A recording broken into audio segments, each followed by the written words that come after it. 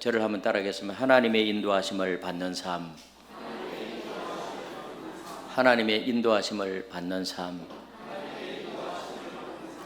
우리가 살아가다가 보면 인생의 갈림길에서 어디로 가야 할지 모를 때가 종종 있습니다.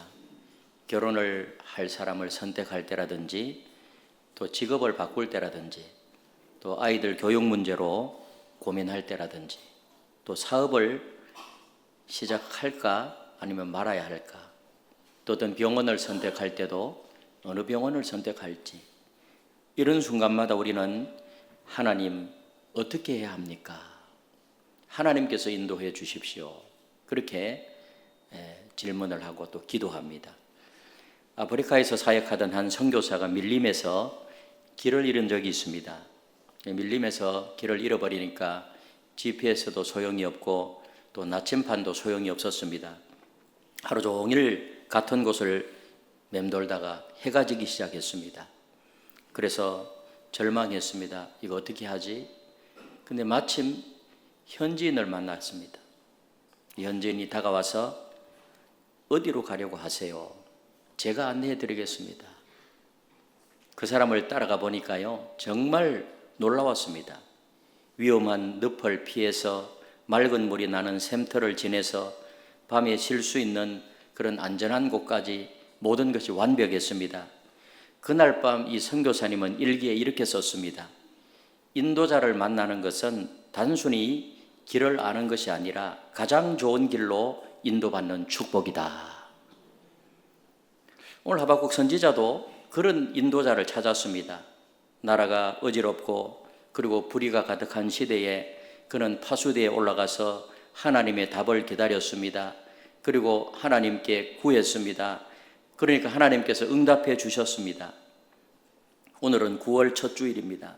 말씀으로 자라고 사랑으로 전하는 행복한 9월을 시작하는 의미 있는 그런 시간입니다. 그래서 9월 한 달 동안은 한번 따라해서 말씀으로 자라고 사랑으로 전하는 행복한 9월. 여러분, 말씀으로 자라는 그리고 사랑으로 전하는 그것은 하나님의 인도받는 삶인데요, 말씀으로 자라는 삶의 출발점이고 사랑으로 전하는 삶의 원동력이 하나님의 인도함을 받는 그런 삶이라는 사실을 믿으시기를 바랍니다.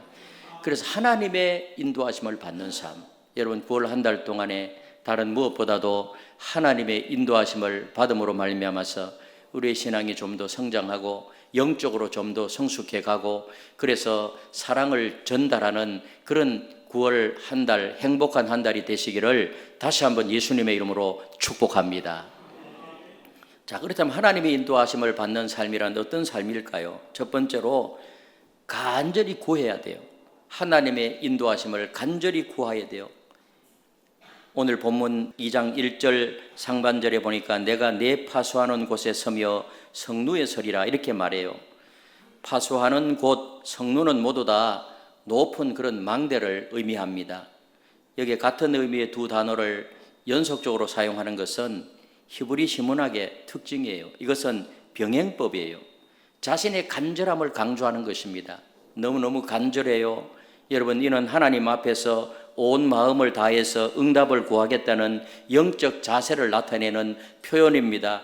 간절하게 하나님의 응답을 구하는 간절함의 표현, 간절함을 강조하기 위해서 지금 병행법을 쓰고 있습니다. 파수하는 곳, 성루, 높은 망대에 올라가서 이런 간절함으로 하박국 선지자는 하나님께 구했다는 것입니다.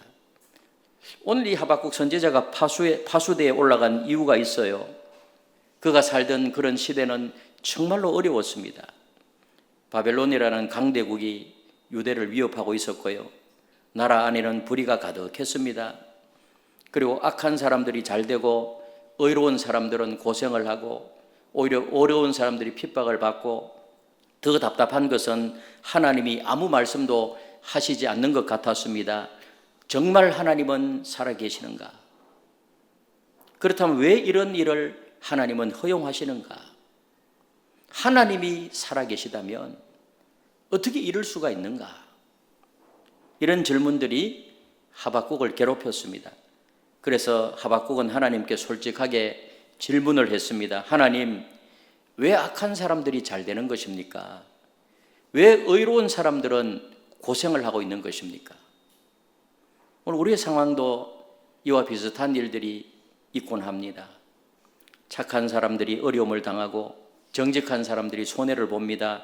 열심히 믿는 사람에게 고난이 찾아오고 하나님을 모르는 사람들은 잘 삽니다. 이럴 때 우리도 하나님 왜 그렇습니까? 왜 세상이 이렇게 불이하게 보입니까? 그런데 중요한 것은 오늘 이 하박국이 그런 질문을 하면서 어떻게 했냐 하는 것입니다. 하박국은 하나님께 나갔습니다. 그리고 파수대에 올라가서 하나님의 답을 구했습니다. 우리 하나님은 우리를 만드신 창조주요, 우리를 구원하신 좋으신 하나님 아버지이심을 믿으시길 바랍니다. 하박국은 그것을 알았어요. 그래서 그 하나님은요, 우리가 입는 옷, 먹는 음식, 하는 일까지 하나님은 일거수일투족 하나님의 자녀된 저와 여러분들을 다 아시고 관심을 가지고 계시는 그런 하나님이라는 사실이에요. 그래서 예수님께서도 하늘 아버지께서 이 모든 것이 너희에게 있어야 할 줄을 아신다고 예수님도 그렇게 말씀하셨습니다. 그렇기 때문에 우리는 하나님 아버지의 인도하심을 구해야 됩니다. 아멘. 하나님의 인도하심을 구하면 하나님이 꼭 필요한 대로 우리를 인도하시고 응답해 주실 줄로 믿습니다. 그래서 하박국의 그 질문에 대해서 하나님은 답을 주셨어요. 우리가 하나님의 인도하심을 구할 때 우리의 삶에 어떠한 유익이 있을까요? 성경을 통해서 하나님의 뜻을 알게 됩니다. 시편 119편 105절에 보니까 주의 말씀은 내 발의 등이요 내 길의 빛이라고 말씀합니다. 하나님의 인도하심은 주로 성경 말씀을 통해서 이루어지고 말씀 안에서 하나님의 뜻을 발견하게 될 줄로 믿습니다. 하나님께 구하게 되면 하나님은 말씀 안에서 하나님의 뜻이 무엇인지를 알 수 있도록 하나님은 우리를 인도하세요. 그리고 지혜로운 결정을 할 수 있는 그런 분별력을 얻게 됩니다. 잠언 16장 9절에 보니까 이렇게 말씀합니다. 같이 읽겠습니다. 시작. 사람이 마음으로 자기의 길을 계획할지라도 그의 걸음을 인도하시는 이는 여호와시니라. 우리가 최선을 다해서 계획하고 사람이 할 수 있는 그런 책임, 우리에게 건강을 주시고 이성을 주시고 그래서 최선을 다해야 돼요. 그러나 그럼에도 불구하고 우리의 걸음을 인도하시는 분은 하나님이신 줄로 믿습니다. 이런 믿음이 있어야 돼요. 우리가 하나님의 지혜를 구할 때 우리는 직장을 선택하거나 사업을 결정하거나 가정 문제에서도 올바른 판단을 내릴 수가 있습니다. 어느 길을 선택해야 될까 고민할 때 여러분 하나님 앞에 간구하게 되면 후회하지 않을 그런 선택을 할 수 있게 될 줄로 믿습니다. 그것이 뭐예요? 하나님의 인도하심이에요. 그리고 하나님의 인도하심을 구하게 되면 내 마음에 평안이 찾아와요. 이사야 26장 3절에 보니 이렇게 말씀합니다. 우리 같이 읽겠습니다. 시작. 주께서 심지가 견고한 자를 평강하고 평강하도록 지키시리니 이는 그가 주를 신뢰함이니이다. 아멘. 평강하고 평강하도록. 그래서 참 이 하나님의 인도하심을 구하는 중에요, 상황과 환경과 여건이 힘들어도 희한하게 하나님의 인도하심이 있는 그 현장에는 그 개인에게는 그 마음의 평강이 찾아온다는 거예요. 여러분 세상이 흔들려도 내 환경이 어려워도 하나님께서 마음에 평안을 주실 줄로 믿습니다. 그래서 마음이 평안해지는 거예요. 창세기 24장에 보면 아브라함 종의 이야기가 나와요. 그래서 이 아브라함 종의 이야기는 하나님의 인도하심을 받는 아주 중요한 모범이에요. 아브라함이요, 아들 이삭의 그 아내 며느리를 구할 때 가나안 그 이방인 중에 며느리를 선택하는 것이 아니라 그 자기가 살던 그 하란에 가서 친족 중에 이렇게 며느리를 구하기를 원했습니다. 그래서 종을 보내요. 근데 그 종이요, 아브라함의 종이 성경에 보면은 그 종이 굉장히 유능했던 것 같아요. 그런데 이삭의 신부를 찾는 중대한 그런 임무를 맡은 종은요, 자신의 지혜라든지 자신의 경험 이런 것에 의지하지 않고 하나님께 구체적으로 하나님의 인도하심을 받기 위해서 구했어요. 그래서 창세기 24장 12절에 보면 이렇게 말씀합니다. 같이 한번 읽어보겠습니다. 시작. 그가 이르되 우리 주인 아브라함의 하나님 여호와여 원하건대 오늘 나에게 순조롭게 만나게 하사 내 주인 아브라함에게 은혜를 베푸소서. 이 종이 보여준 것은 겸손한 의존심이었어요. 자기의 능력, 자기의 경험 이런 데 의지하지 아니하고 그가 이르되 우리 주인 아브라함의 하나님 여호와여 원하건대 오늘 나에게 순조롭게 만나게 해주시고 내 주인 아브라함에게 은혜를 베풀어 주십시오. 이렇게 하면서 뭐 자신의 능력을 자랑하는 것도 아니고 오직 하나님의 인도하심만 구했어요. 그렇게 구하면서 하나님 그 아브라함의 며느리 될 사람에게 내가 도착했을 때 물을 달라 할 때 우리 일행에게 물을 줄 뿐만 아니라 그 짐승, 낙타라든지 짐승들에게도 물을 준다고 하면 하나님의 인도하심의 증거로 삼겠습니다. 그렇게 하잖아요. 근데 그 물동이를요, 그 당시에 그 일행과 그 낙타에게 다 먹이려고 하면 굉장히 많은 물동이로 물을 줘야 된대요. 근데 리브가가요, 물을 주면서 그 짐승들한테까지도 다 먹이는 거예요. 그 하나님의 응답을 받았어요, 안 받았어요? 받고 리브가를 데려가서 이삭과 결혼하도록 하잖아요. 여러분, 이는 하나님께서 겸손히 인도하심을 구하는 자에게 반드시 응답하신다는 것을 보여주고 있는 것입니다. 구하시기를 주님의 이름으로 축복합니다. 야고보서 1장 5절에 보니 또 이런 말씀을 해요. 같이 한번 읽어보겠습니다. 시작. 너희 중에 누구든지 지혜가 부족하거든 모든 사람에게 후히 주시고 꾸짖지 아니하시는 하나님께 구하라. 그리하면 주시리라. 우리가 얼마나 지혜가 부족해서 이를 그르치곤 합니까? 우리는 다 지혜가 부족한 사람이에요. 그러나 뭐라고 말씀해요? 야고보 사도는 지혜가 부족하거든 모든 사람에게 후히 주시고 꾸짖지 아시하는 하나님께 구하라. 그리하면 주시리라. 받을 줄로 믿습니다. 그래서 우리가 기도할 때 다른 여러 가지 기도 제목이 있지만 하나님, 제가 지혜가 부족합니다. 저에게 지혜를 주십시오. 이렇게 구하곤 하게 되면 그때그때마다 판단하고 결정할 때 하나님의 인도하심을 받는 그런 결정을 내리는 지혜를 받게 될 줄로 믿습니다.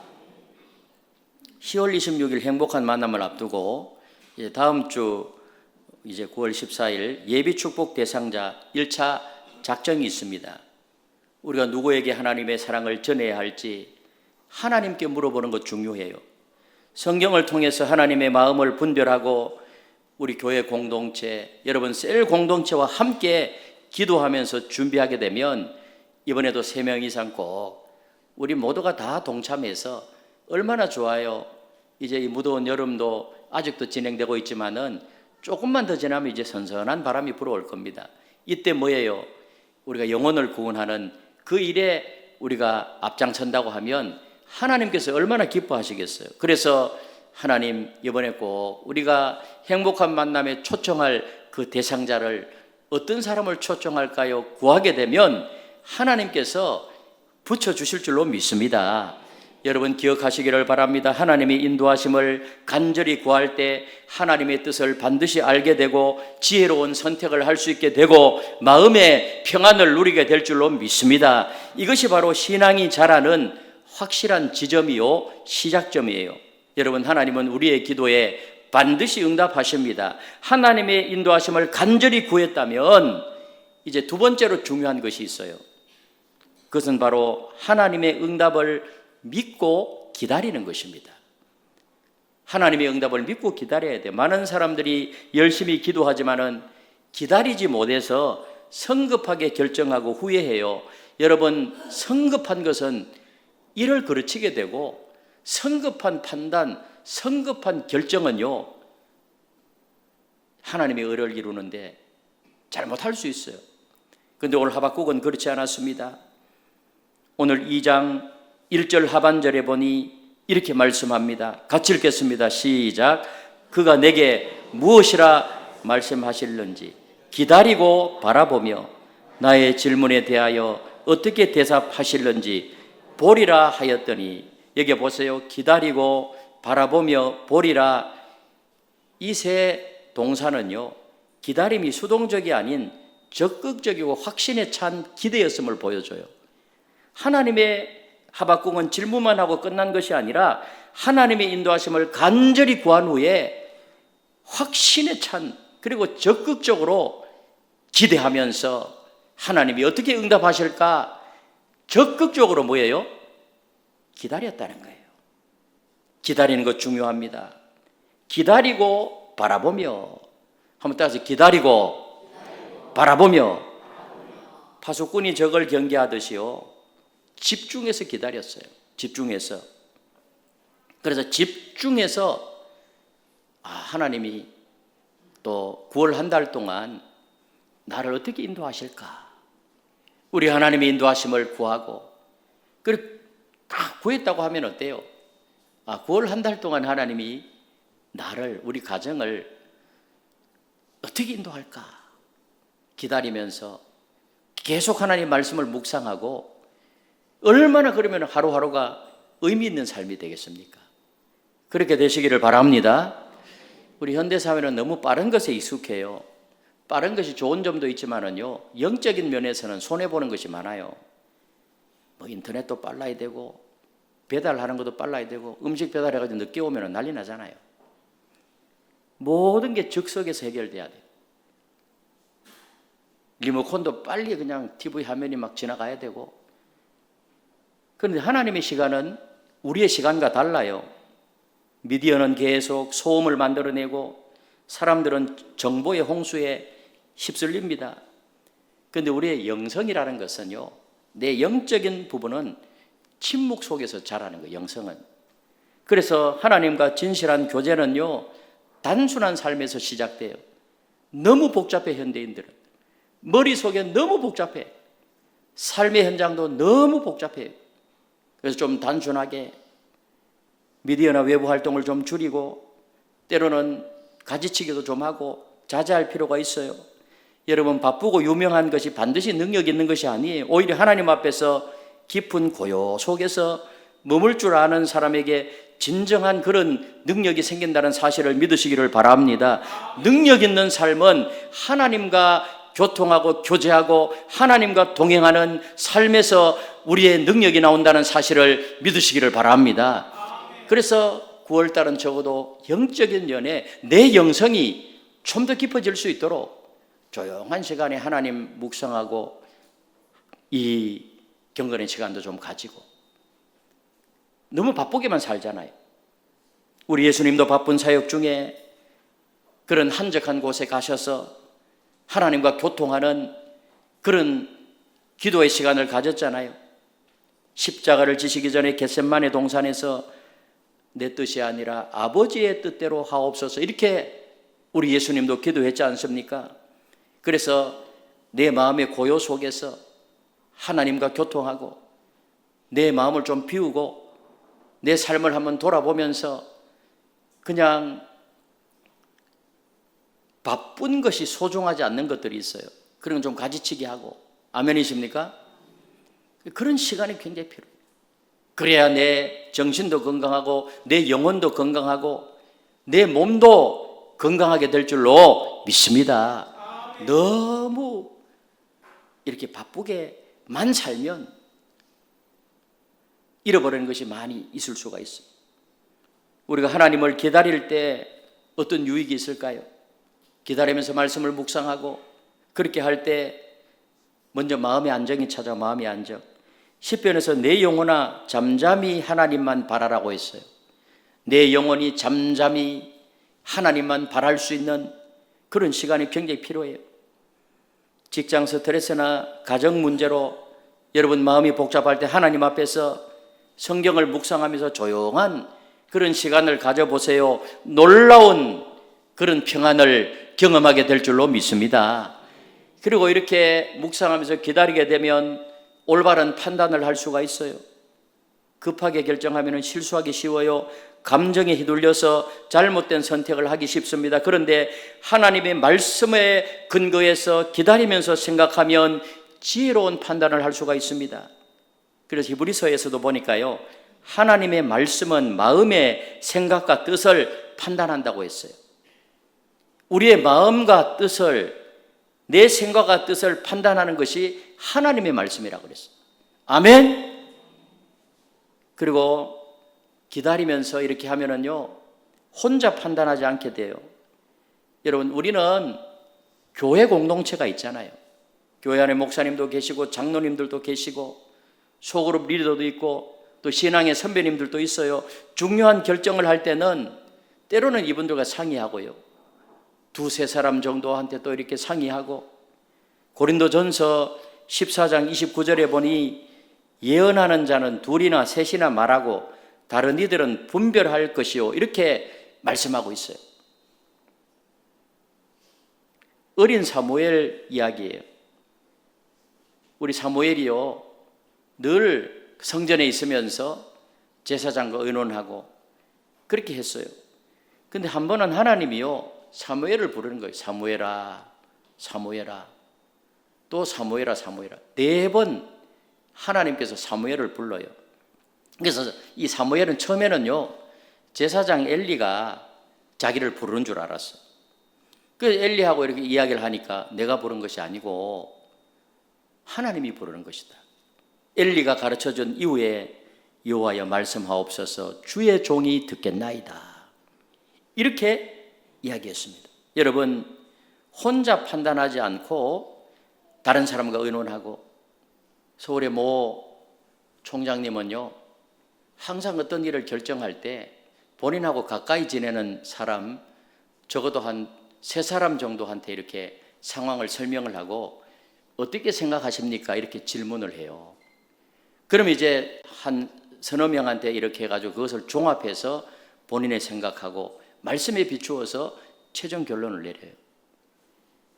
그 의논하는 대상 중에 한 사람이 저예요. 그래서 중요한 결정을 낼 항상 저한테 전화가 와요. 쫙 설명을 하고, 목사님 어떻게 생각하십니까? 그럼 또 제 생각을 이야기하죠. 그럼 저한테만 하는 것이 아니라 또 가까운 분한테 또 의논하고, 참 좋다고 봐요. 여러분, 은둔자가 위험해요. 모든 것 의논 안 하고 자기 혼자 가지고 있다가 판단 내리고 결정하고 굉장히 위험한 경우가 많아요. 확신하시기를 바랍니다. 말씀을 묵상하며 응답을 믿고 기다리는 자에게는 반드시 평안이 임하게 되고 올바른 판단력이 주어지게 되고 교회 공동체를 통한 지혜로운 분별력이 따라오게 될 줄로 믿습니다. 그러므로 충분히 하나님의 인도하심을 위해서 우리가 기도했다고 하면 기다림은 결코 헛된 시간이 아니에요. 참된 영적 성장의 길이라는 사실을 믿으시기를 바랍니다. 하나님의 인도하심을 구하고 응답을 기다려서 또 답을 받았다고 하면 마지막으로 해야 할 일이 있어요. 하나님의 인도하심을 구하고, 그리고 하박국은 기대를 가지고 적극적으로 하나님이 어떻게 인도하실까, 이제 응답을 받고요, 그 다음에 뭐를 했는가 하면 마지막으로 받은 은혜를 다른 사람과 나누는 것입니다. 받은 은혜를 다른 사람과 나누어야 돼요. 여러분, 하박국도 혼자만 알고 있지 않았어요. 기록으로 남겨서 후대 사람들이 읽게 했잖아요. 오늘 2절에 보니까 이렇게 말해요. 2절에 우리 2절을 같이 읽겠습니다. 2절 시작. 여호와께서 내게 대답하여 이르시되 너는 이 묵시를 기록하여 판에 명백히 새기되 달려가면서도 읽을 수 있게 하라. 기록했어요. 그래서 받은 응답을 혼자만 간직하지 말고 다른 사람들도 볼 수 있게 하라. 달려가면서도 읽을 수 있도록 하라. 그래서 지나가는 사람들이 크고 분명하게 기록을 해서 다른 사람들도 그것을 봐서 함께 은혜 받도록 해라. 여러분, 하박국이 자기가 받은 이 은혜를 기록하지 않았다면, 본인만 간직하고 있었다면 그것으로 끝났을 것 아니에요. 그런데 이것을 기록해서 오고 오는 세대 가운데 계속해서 이 하박국이 받았던, 또 하나님을 만났던, 인도하심을 받았던 이 말씀을 기록했기 때문에 오늘 오고 오는 세대 가운데 계속해서 이 말씀을 통해서 하나님을 만나고 은혜 받고 있지 않아요? 하나님의 은혜는 자신만 알고 있을 것이 아니에요. 다른 사람과 나누어야 합니다. 하박국도 자신의 기도와 하나님의 응답을 기록했기 때문에 오늘 우리가 이 말씀을 읽고 또 오늘 이 시간 우리가 말씀을 받는 것입니다. 자, 그렇다면 왜 은혜는 나누어야 할까요? 여러분, 받은 은혜를 내 혼자 간직하면 안 되는 이유가 있어요. 은혜는 하나님이 주신 것이기 때문에, 그리고 은혜는 나눌수록 더 커지기 때문에 그래요. 그래서 우리가 큐티를 하고 은혜 받은 거 있으면 나눌 때요, 굉장히 내 삶도 풍성해지고 나눌 때 상대방도 내가 말씀을 통해서 받은 은혜 또 적용함으로 인해서 승리했던 것 나누면은요, 서로가 은혜 받아요. 하나님께서 은혜를 주신 목적이 나눔에 있기 때문에 나누어라. 창세기 12장 3절에 보니까 땅의 모든 족속이 너로 말미암아 복을 얻을 것이라 하신지라. 하나님께서 아브라함을 부르셔서 놀라운 복을 주셨잖아요. 복을 주신 이유가 뭐예요? 너를 통해서 다른 사람들이 복을 받도록 해라. 너는 복의 근원이다. 축복의 통로다. 우리 모두는 축복의 통로인 줄로 믿습니다.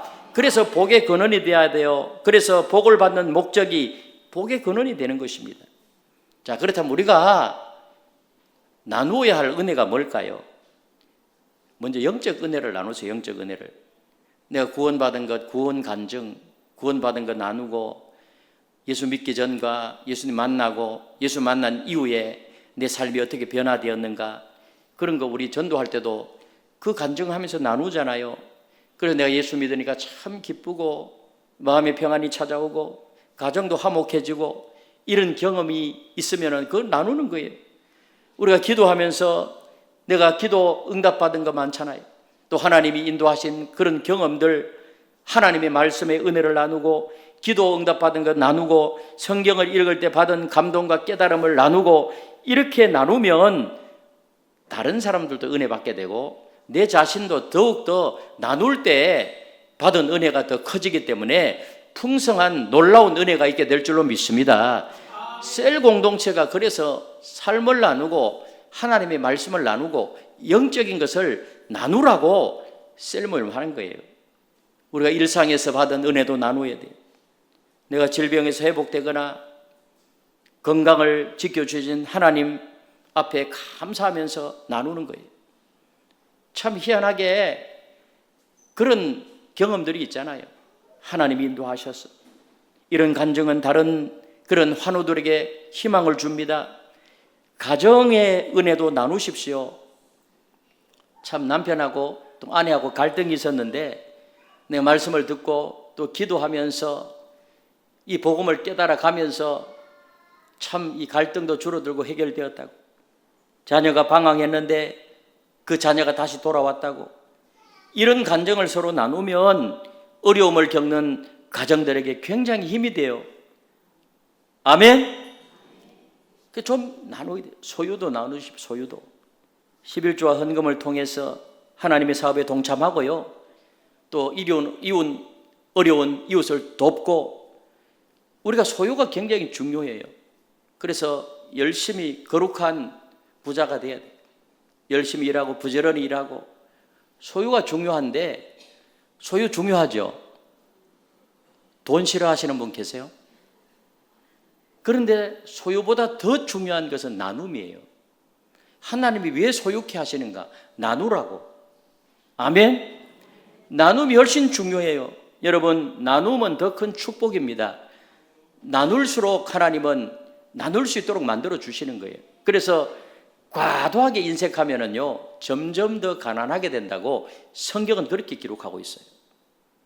또한 시간과 재능을 나누세요. 재능 같은 거 좀 기부하고요. 예수님의 이름으로 재능 기부. 우리 지난번에 우리 그 미술 전시했잖아요. 그런 거 전부 다 뭐예요? 재능을 기부하는 거예요. 요리를 잘하면 식당에 들어가셔서 한번 실력을 보여가지고 우리 교인들이 또 행복하게 좀 만들어주고. 아멘? 내가 피아노 칠 줄 아는데 그냥 못 치는 것처럼 가만히 있지 말고 알려지면 또 이래야 된다 생각해서 안 알리는 분들이 다른 교회는 있다 그러더라고요. 그런 재능을 줬으면 재능 기부를 해야 돼요. 하나님이 기뻐하시는 줄로 믿습니다. 여러분, 좋은 인맥과 기회가 있으면 그런 것도 나누고요. 이렇게 서로 나누게 되면 교회 공동체가 점점 건강한 공동체가 되게 될 줄로 믿습니다. 은혜를 나눌 때 어떤 유익이 있을까요? 이런 은혜를 나누게 되면 하나님께 영광이 되어 마태복음 5장 16절에 보니 이렇게 말씀합니다. 같이 읽겠습니다. 시작.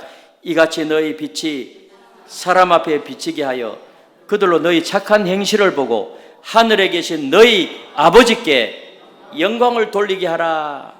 하나님께 영광이 되는 줄로 믿습니다. 그리고 나누는 기쁨을 경험하게 돼요. 사도행전 20장 35절에 보니까 주는 것이 받는 것보다 뭐라? 복이 있다. 받는 것보다 주는 것이 복이 있대요. 여러분, 베풀고 나눌 줄 아는 사람은요, 어디를 가나 사랑받아요. 어디를 가나 그런 사람들 좋아해요.